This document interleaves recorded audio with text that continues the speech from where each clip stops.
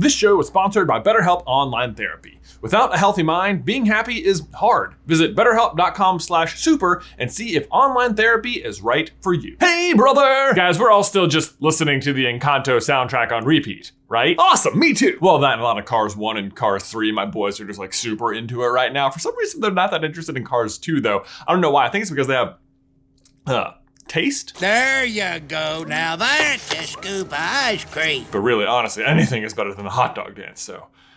If you know, you know. But anyway, the more times I watch Encanto, the more times it is just super impressive to me that Bruno managed to stay hidden in the walls for 10 years. I mean, this past weekend it snowed here in Roanoke and I was stuck on my house for like 3 days and I was already starting to go a little bit stir crazy. Although I did take the time to learn how to spin this ball, so there is that.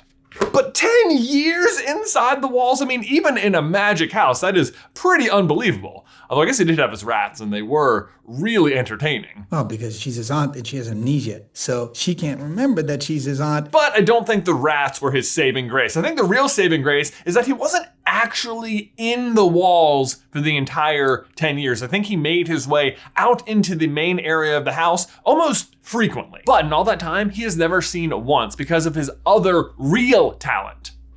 Hiding. Because Bruno is a master of disguise, or at least one of his personalities must be. I'm Hernando and I'm scared of nothing. But here's the really cool thing, is that the way he's actually pulling it off is real world magic. Like not movie magic, not Madrigal magic, just real magic.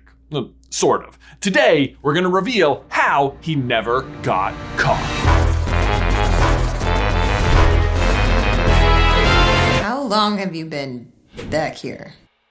Guys, before we dive on into today's video, we need to give a huge thank you to today's sponsor, Honey. Guys, shopping online these days is practically essential. I mean, I find myself buying something on the old www daily. Isn't that www is longer than just World Wide Web, which is what it stands for? It's a terrible acronym. But before Honey, every time I would go to a checkout screen on the old World Wide Web, it seemed like a promo code was just out of reach. Like there's the box for it, there must be one that exists, but can I use one? And this is the exact thing that Honey solves. Like promo code hunting is a thing of the past. Honey is a free tool that scours the entire internet looking for promo codes, applying them, testing them all out, and then giving you the best one for the best price. Actually, one thing I recently learned about Honey is that it earns you cash back on certain purchases. In fact, I recently got $30 back from a couple of recent purchases, and I was able to just easily transfer that right into my account with the click of a button. And Honey works on your iPhone too. Just activate it on Safari to save on the go. Like seriously, if you don't have Honey already, you're just missing out on free savings. Plus, by getting it, you're just supporting this show, and I would never support something that I don't actively use myself. So just head over to honey.com/supercarlin to download today. One more time, that is honey.com/supercarlin. Link is in the description down below. All right, seriously, how long do you think I can spin this ball on my finger? Record is 10. Let's go. Oh yes, I'm feeling it, you guys. This is it. This is it. Yes. Yes. Nailed it. Oh, but the real question is, did you see the fish? It was there. Honor system, people. If you didn't see the fish, you have to leave a comment right now that says, I am fish blind. Those are the rules. We'll know if you're lying. So what you have possibly just fallen victim to is what is known as inattentional blindness, or the failure to notice an unexpected but fully visible item when attention is diverted to other aspects of display. And this is one of Disney's favorite tricks that you have probably seen in play, or well, I guess failed to see in play at their parks. But it's mostly thanks to two specific colors Disney invented back when they were building Disney World. They are known as Go Away Green and Blending Blue. And in the parks, these colors are used to do pretty much exactly what the name suggests: make things go away. And the idea here is that not every detail can be perfectly curated all the time, even if you're Disney. But Go Away Green makes this seem just a little bit more like reality. And the simple explanation is this: anything they don't want you to see, or anything that doesn't really fit in with the surroundings of the park but has to be there, like a fire hydrant or a big HVAC system or something, they just paint this color green and it sort of just blends in. It's a really great color for things like the trash cans, the lampposts, or big ugly speakers, or construction walls that just sort of like fade away. Blending blue, as you might guess, is used in the exact same way, except when they're trying to get stuff to blend in with the sky. Which means that sometimes they will paint the entire upper portion of a giant building this specific shade of blue, and your eyes will just pass right over that. Actually, check this building out. It is the Cosmic Rewind Guardians of the Galaxy ride at Disneyland. And you can see that they've painted the bottom 2 different shades of the go away green and the top, the blending blue. That's what you call a twofer. And yeah, from this particular vantage point, like looking down from the sky, it really stands out as odd. But when you're on the ground level, you don't notice it really at all. It just helps you keep your focus on the colorful park before you, not the giant square building off to your left. But what does this have to do with Encanto and Bruno, you might be wondering?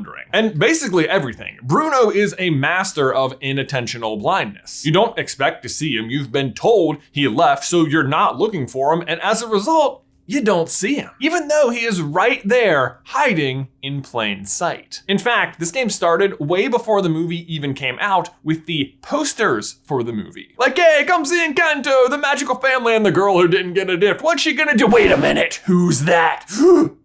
Bruno. Oh, look, now the family's inside the house. Did you know that the house is magical? I wonder what kind of things it can. Wait a minute. Bruno! Hiding in plain sight. But here's where things get super fun because we've done some comparisons and guess what color Bruno's poncho is? Yeah, it's go away green. The oldest trick in the Disney book.